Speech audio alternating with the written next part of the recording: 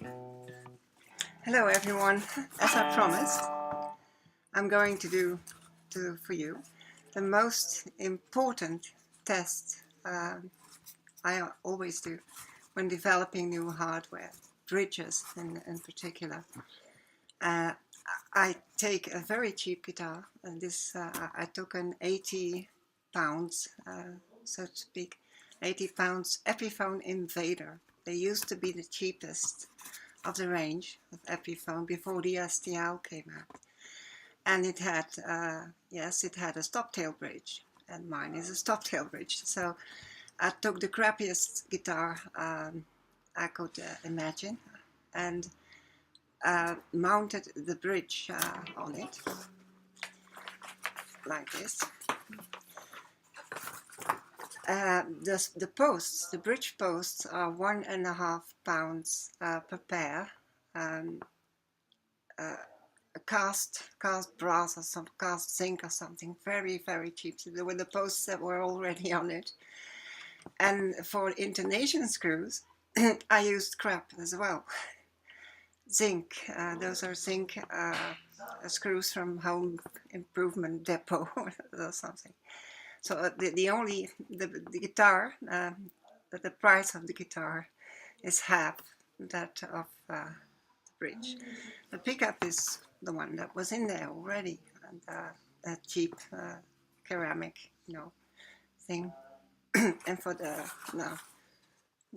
that's it. It's an Invader by Epiphone. And so let's see what the CH-Fab test is going to do. CH-Fab is CH-Fab. It stands for crap hanging from a bridge. That's it. So without further diddly-do, I'm going to demonstrate to you what this baby does now that the bridge is on it. The LRQC-1 by Dorian. So I'm gonna stand up for this. Stand up for the Queen.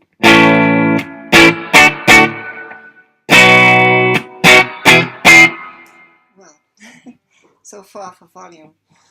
There's a test I always do for pickups and bridges or guitars in general, and it's called the 159 test. It's a chord, the lowest, then we have the 5th of it, and the 9th of it, and people sometimes call it the Steinway piano test or something. It's or concert piano test. I can't remember. It goes like this.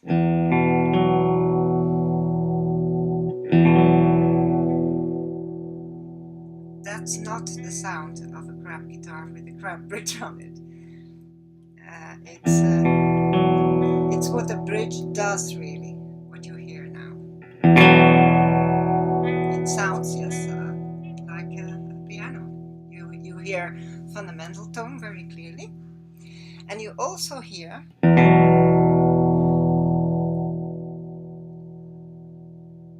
it? The overtone layer, the harmonics, die out synchronously at the same time with the fundamental tone. Usually with bridges you've got all the harmonics in the attack and directly afterwards, and then they go away, and then the fundamental tone keeps on the loudest. With what I wanted to do 11 years ago already was to have a guitar sound more like a classical guitar, and in order to do that I had to make sure that the harmonics weren't gone too rapidly after the attack. I wanted them to walk along with the fundamental tone, and together they go down the hill into silence.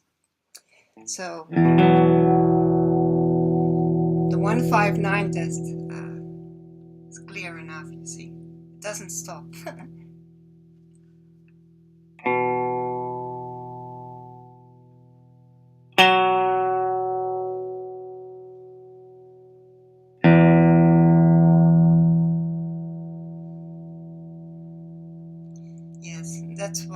sometimes called the Steinway piano test. If it sounds like a Steinway piano, you're on the right track, so to speak. So I'm gonna play something now. So, crab guitar.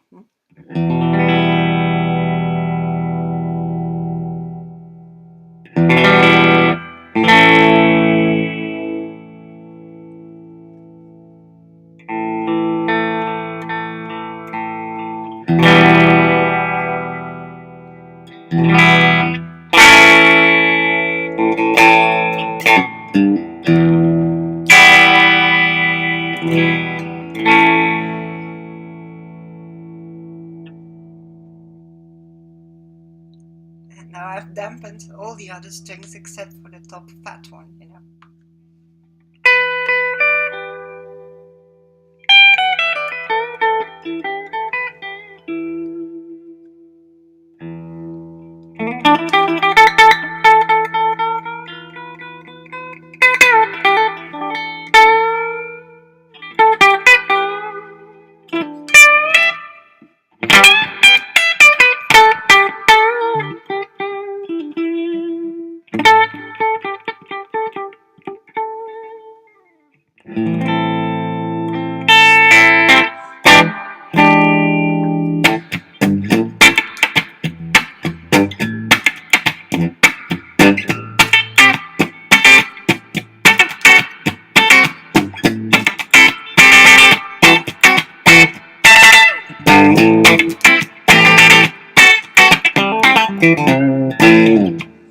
Now this is something special. It's a good funk guitar because of the, you see, because of the saddle rim here. There are no screws sticking out. Then you feel it very well. You know, you feel the strings. You feel, but that's what you're supposed to feel, not screws sticking out. See, but it's shaped so that you feel immediately when you're off the, see, when you're off the breaking point with your hand. So that way you can dampen all the strings, but not dampened like toneless, not dampened like completely deaf, not that. That you can do on any guitar, but it's between dampened and not, you see. Gotta get used to this guitar.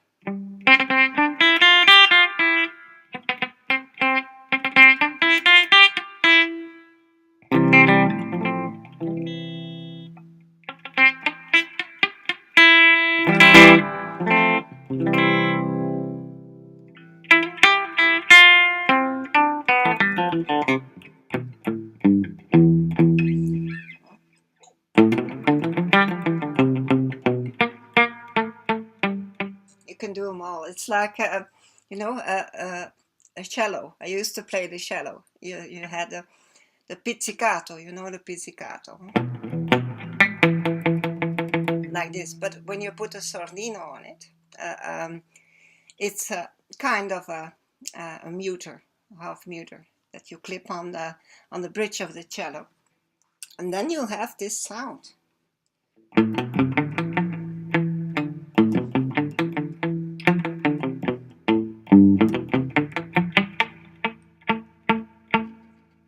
That's and you've got it on all the notes, all the strings. You don't have to maneuver. You put your hands, you cup it a little, and you've covered them all. Now the funky bit. You hear the quack?